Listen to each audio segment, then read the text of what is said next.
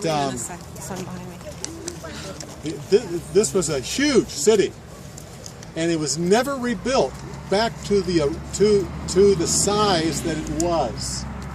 Even after they rebuilt several times, when Joshua was conquering the land, and this king ruled over all the other kings all over the north here. And so when he had the battle, he didn't want to have it here. This is his city. So he took it up into the mountains here. He took they all assembled up, and I can't name the place, the waters of something, I forget what it is, but they moved up to there, and God basically gave them the victory. So in one battle, he won all the north. Now in the south, it was battle after battle after battle, because everyone was an independent city-state, and he had to go throughout the whole battle. But when he finally turned to come up here, one battle took care of it all. He then whipped around, and he went to several of these kingdoms and did battle, took care of them. But when he came here, he burned it. And it's one of the only places that's burned. Ai was burned, Hatzor was burned, and I think Jerusalem was. Was Jericho? Okay. Jericho was. And those are the only three that were burnt. And this is one of them. And as you'll hear the story, Israel then settled in. They all got their land. They all settled in. They start worshiping other gods. But Hatzor, behind the scenes, started growing, becoming powerful. And eventually they got their revenge. And they conquered Israel until this story here. Am I telling my story? You are. Okay. No. This one's too tough over there. Yeah, this is better. Wait a minute. All right, go ahead, anytime.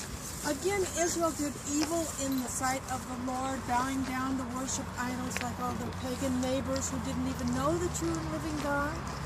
And so God permitted them to be oppressed by their enemy, Jabin, the king of Canaan. Now the commander of his army was named Sisera, and he had 900 iron chariots and a multitude of soldiers. And so the Israelites cried out to the Lord because of this, because Jabin had been oppressing them cruelly for 20 years. Now at that time there was a married lady named Deborah living in Israel, and she was a prophetess, and she served as their judge.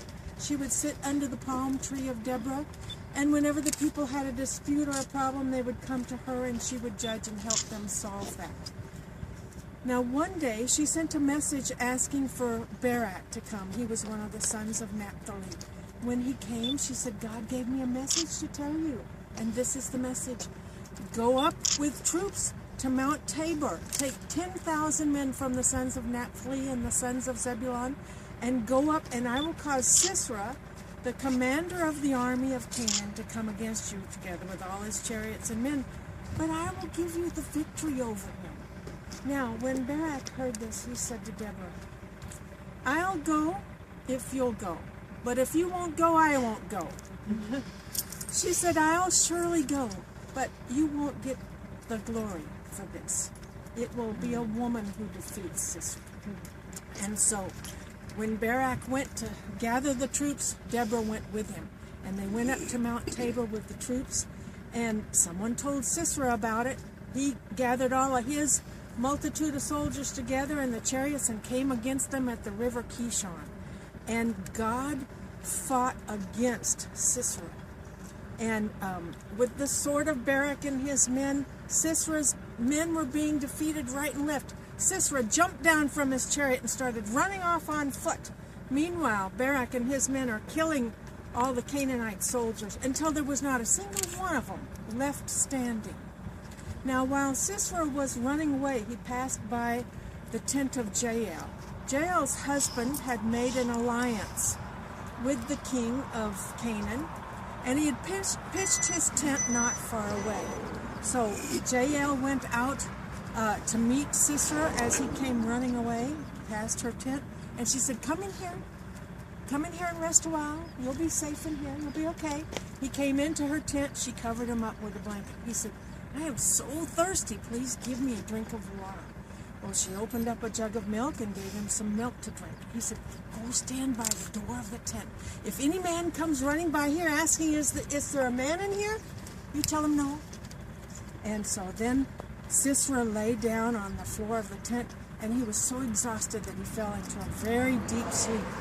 Well, Jael, she picked up a tent peg in one hand and a hammer in the other, and very softly she went over to where Sisera was lying asleep on the floor of the tent.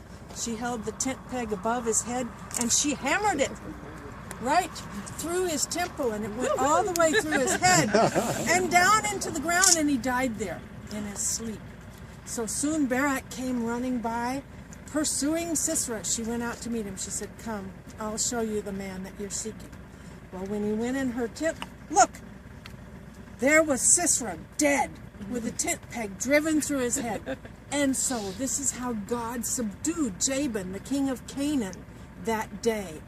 And slowly, Israel became stronger and stronger against Jabin until they had totally destroyed him. And they had 40 years of peace.